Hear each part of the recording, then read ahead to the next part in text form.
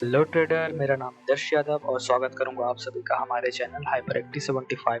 तो दोस्तों, इस वीडियो में बात करने वाले हैं the cycle of market emotions के बारे में। मतलब जब भी हम कोई शेयर लेते हैं तो उस वक्त हमारा इमोशंस में क्या क्या चेंजेस आते हैं, हमारी साइकोलॉजी मार्केट के प्रति कैसी रहती है। एंड सेकंड टॉपिक है कि जब भी हम कोई न्यू ट्रेडर अपना ट्रेडिंग जर्नी स्टार्ट करते हैं तो वो किस किस फेज और परिस्थिति से गुजरता है। तो वीडियो स्टार्ट करने से पहले अगर आप हमारे चैनल पर न्यू आए तो इस चैनल को सब्सक्राइब करें और इस वीडियो को लाइक करें और अपने फ्रेंड को भी शेयर करें। तो चलिए शुरू करते हैं। हमारा फर्स्ट टॉपिक है the cycle of market emotions के बारे में। इसे हम लोग फियर एंड ग्रीड इलस्ट्रेशन भी कहते हैं। तो मेनली मार्केट साइकिल 4 फेज से गुजरती है। वो कौन कौन सा है मैं बता रहा हूँ आपको।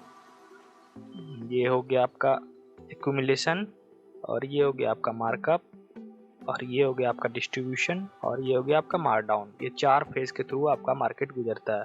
एक्यूमुलेशन, मार्कअप, डिस्ट्रीब्यूशन और मार्कडाउन। तो हमारा फर्स्ट स्टेज है ऑप्टिज्म, एक्साइटमेंट, थ्रिल और इफोरिया। तो इस स्टेज में क्या होता है, this is the first stage of emotional cycle and usually start with optimism. तो इसमें क्या होता है, सभी निवेशक अपने जोखिम के लिए अच्छे रिटर्न की उम्मीद करने लगते हैं, और जब ये अपेक्षाएं पूरी होती है तो और भी अधिक रिटर्न करने की संभावना के बारे में एक्साइटेड हो जाते हैं। तो जैसे जैसे बाजार ऊपर जाता है, excitement turn into the thrill and more investment are done due to greed. At this stage, everyone want to jump in the market and suddenly the investor feel the euphoria. This is the point of maximum financial. Euphoria में सबसे ज़्यादा financial risk होता है, क्योंकि यहाँ सभी noob trader यहाँ पे अपना या फिर इन्वेस्टर सभी लोग यहाँ पे इन्वेस्ट करने लगते हैं। तो अब बात करते हैं अपना सेकेंड स्टेज के बारे में। सेकेंड स्टेज में क्या क्या है। सेकेंड स्टेज में है एंजाइटी, डेनियल, फियर और डिस्प्रेशन। तो इस स्टेज में बात कर लेते हैं when the market stop making new highs. यहाँ पे जब मार्केट डाउन ट्रेंड में जाने लगती है, it start to turn around the shows a sign of weakness. This is the time when the market moves in second phase. यही वह समय है जब मार्केट सेकेंड फेज में अपना एंट्री करता है इमोशनल साइकिल के। तो यहाँ पे क्या होता है, इन्वेस्टर अधिक चिंतित हो जाते हैं और टेम्पोररी करेक्शन के बारे में सोचकर बाजार को देखना शुरू कर देते हैं। यहाँ पे लगता है कि इन्वेस्टर को लगता है यहाँ पे टेम्पोररी करेक्शन है, मैं इस बाजार में आखिर तक बना रहूँगा। तो आखिरकार this an anxiety turn into denial which suddenly turn into fear as market makes new lows and investment value start declining. आगे यह फियर डिप्रेशन में बदल जाता है और लोग डिफेंसिव होने लगते हैं। इस समय इन्वेस्टर इक्विटी के बारे में बाहर निकलने और अल्टरनेट ऑप्शन में इन्वेस्ट करने की सोचते हैं। अब बात स्टेज 3 की कर लेते हैं। स्टेज 3 में क्या क्या है, तो कैप्सुलेशंस और डिपेंडेंसी और ये पैनिक। इसको हम लोग हिंदी में क्या बोलते हैं, घबराहट, समर्पण और निराश। तो इस स्टेज में क्या होता है, this is the third stage of cycle.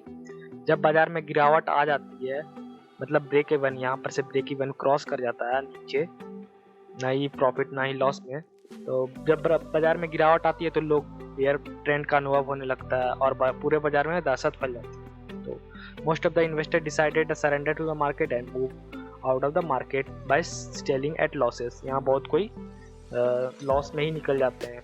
जो लोग इस स्टेज के दौरान इन्वेस्ट किए रहते हैं वो निराश हो जाते हैं और सोचते हैं कि क्या बाजार कभी ठीक हो पाएगा। यह वह समय है जब इन्वेस्टर शेयर बाजार में अपने इन्वेस्ट को फैसले के बारे में बुरा महसूस करते हैं और सोचते हैं कि वह फिर कभी इस बाजार में निवेश नहीं करेगा। But this is the stage they fail to recognise that this is the point of maximum financial opportunity. यहाँ नूब सब निकल जाता है, लेकिन जो एक प्रो ट्रेडर और इन्वेस्टर होता है ना, उसको यहाँ एक अपॉर्चुनिटी मिलता है और वो यहाँ पर सही टाइम उसका यही रहता है इन्वेस्ट करने का।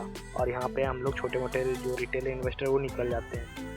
तो अब स्टेज 4 के बारे में बात कर लेते हैं। स्टेज 3 यहाँ तक था और स्टेज 4 हमारा होगा। स्टेज 4 में आता है क्या क्या, डिप्रेशन, होप, रिलीफ और फिर से वही हमारा ऑप्टिज्म। तो इस विषय में बात कर लेते हैं। तो depression, hope, relief, optimism, this is the final emotional cycle.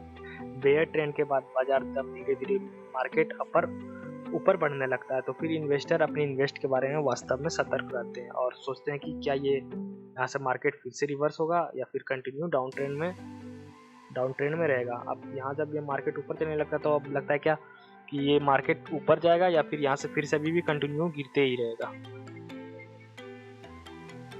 और यहाँ से बाजार एक बार फिर से पॉजिटिव हो जाता है और इन्वेस्टर को काफ़ी राहत मिलती है। At this time, more and more investors start investing, and the second cycle start over again with optimism.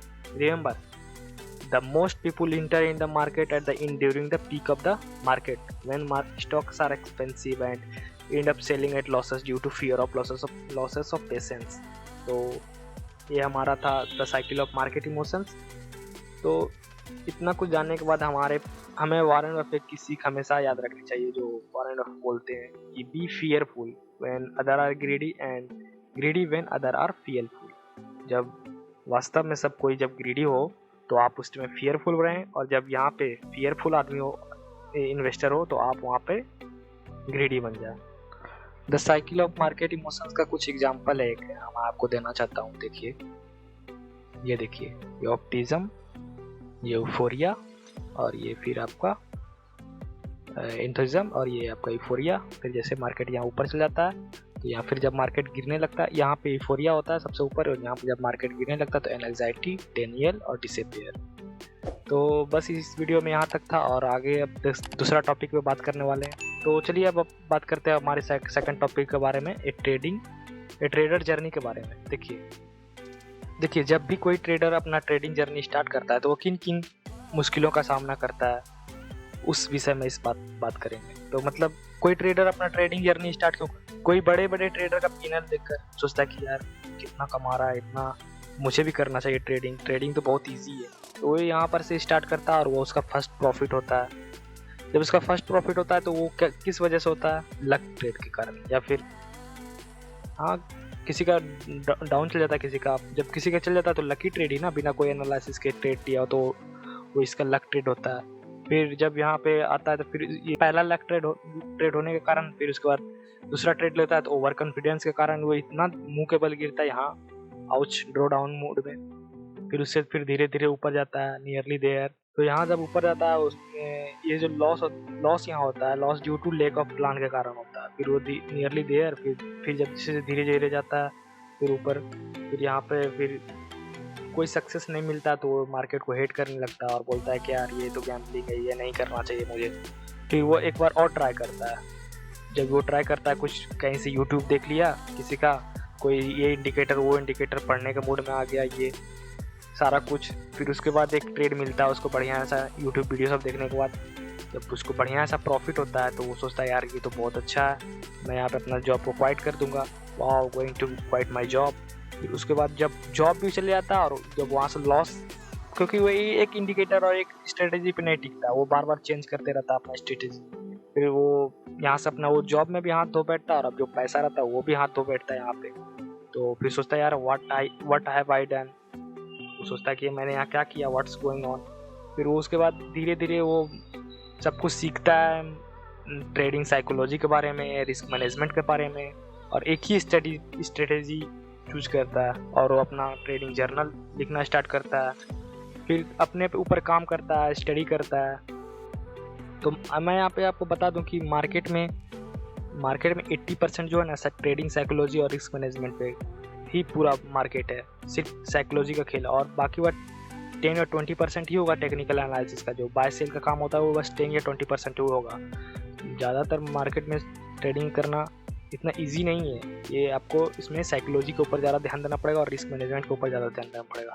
वो अपने साइकोलॉजी के ऊपर ध्यान देता है, फिर उसके बाद धीरे धीरे कीप इट सिंपल, वो जितना भी इंडिकेटर उसने पढ़ा था यूट्यूब में सारा उसने रिमूव कर देता है। फिर उसके बाद एक ही कोई प्राइस एक्शन या फिर एक ही 2 इंडिकेटर यूज करने लगता है। फिर जैसे जैसे फिर अपने रिस्क मैनेजमेंट का काम करता है और फिर वो ब्रेक इवन पर पहुंचता है। फिर उसके बाद यहाँ से अच्छा खासा धीरे धीरे प्रॉफिट होने लगता है और वो जो भी उसका प्रोसेस है उस पर वो ट्रस्ट करने लगता है। तो इस वीडियो में हमारा यहाँ तक ही था। Thank you for watching my video. Please do like, comment, share and subscribe my channel HyperActive75।